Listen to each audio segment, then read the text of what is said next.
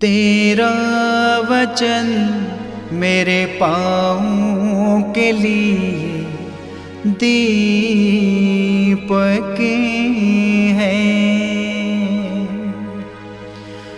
और मेरे मार्ग का उजियाला है। तेरा वचन मेरे पाँवों के लिए दीपक है। पहला पाठ उत्पत्ति ग्रंथ अध्याय 1 पद संख्या 20 से अध्याय 2 पद संख्या 4।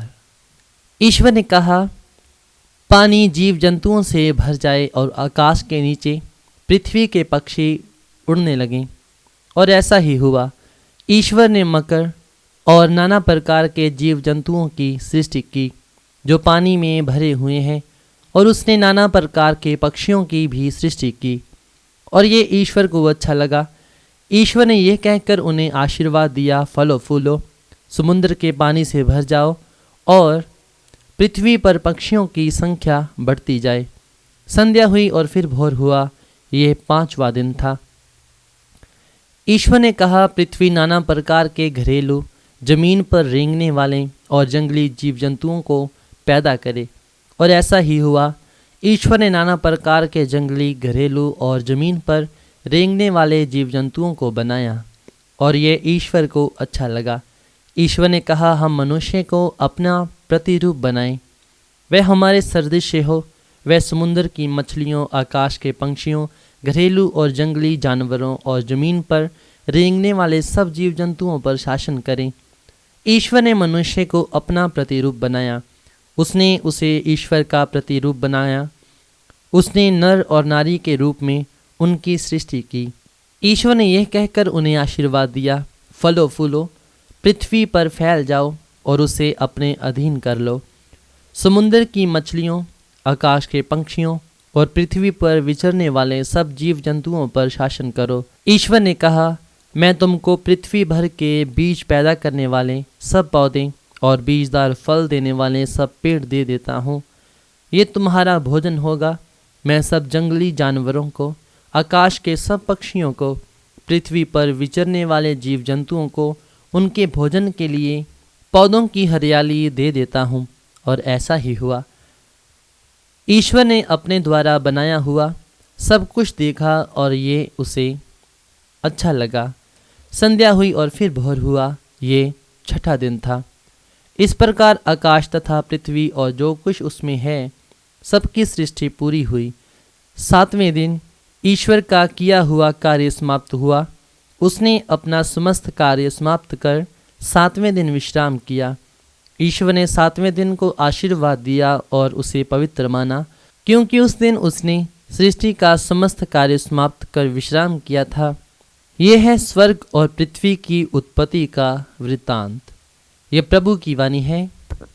ईश्वर को धन्यवाद। भजन अनुवाक्य।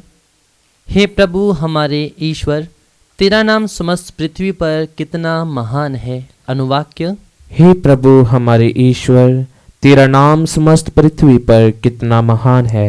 जब मैं तेरे बनाए हुए आकाश, चांद और तारे देखता हूँ तो सोचने लगता हूँ, मनुष्य क्या है जो तू उसकी सुध ले, आदम का पुत्र क्या है जो तू उसकी देखभाल करे। अनुवाक्य।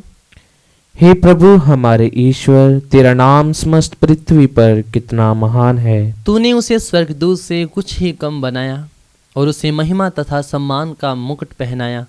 तूने उसे अपनी सृष्टि पर अधिकार दिया और सब कुछ उसके पैरों तले डाल दिया। अनुवाक्य।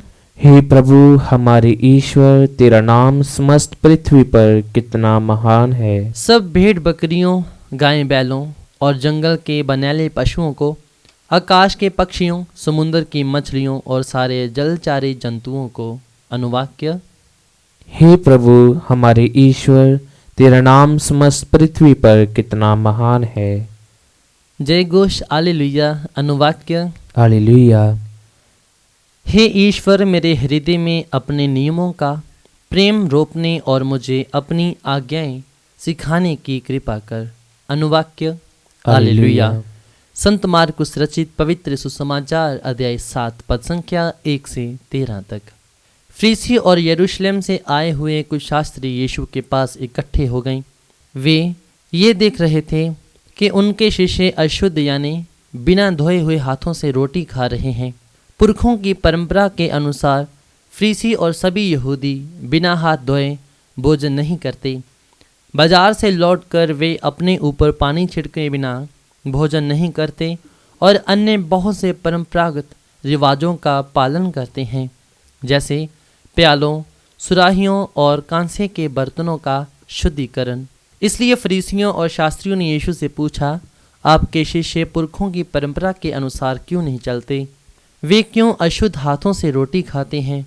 यीशु ने उत्तर दिया, ईसायास ने तुम ढोंगियों के विषय में ठीक ही भविष्यवाणी की है, जैसा कि लिखा है, ये लोग मुख से मेरा आदर करते हैं परंतु इनका हृदय मुझसे दूर है। ये व्यर्थ ही मेरी पूजा करते हैं और जो शिक्षा ये देते हैं वह है मनुष्य के बनाए हुए नियम मात्र। तुम लोग मनुष्य की चलाई हुई परंपरा बनाए रखने के लिए ईश्वर की आज्ञा टाल देते हो। यीशु ने उनसे कहा, तुम लोग अपनी ही परंपरा का पालन करने के लिए ईश्वर की आज्ञा रद्द करते हो, क्योंकि मूसा ने कहा, अपने पिता और अपनी माता का आदर करो, और जो अपने पिता और अपनी माता को शाप दे उसे प्राण दंड दिया जाए। परंतु तुम लोग यह मानते हो कि यदि कोई अपने पिता अथवा माता से कहे, आपको मुझसे जो लाभ हो सकता था वह कुर्बान अर्थात ईश्वर को अर्पित है, तो उस समय से वह अपने पिता अथवा अपनी माता के लिए कुछ नहीं कर सकता है। इस तरह तुम लोग अपनी परंपरा के नाम पर जिसे तुम बनाए रखते हो, ईश्वर का वचन रद्द करते हो और इस प्रकार के और भी बहुत से काम करते रहते हो। यह प्रभु का पवित्र सुसमाचार है। ख्रीस्त की जय।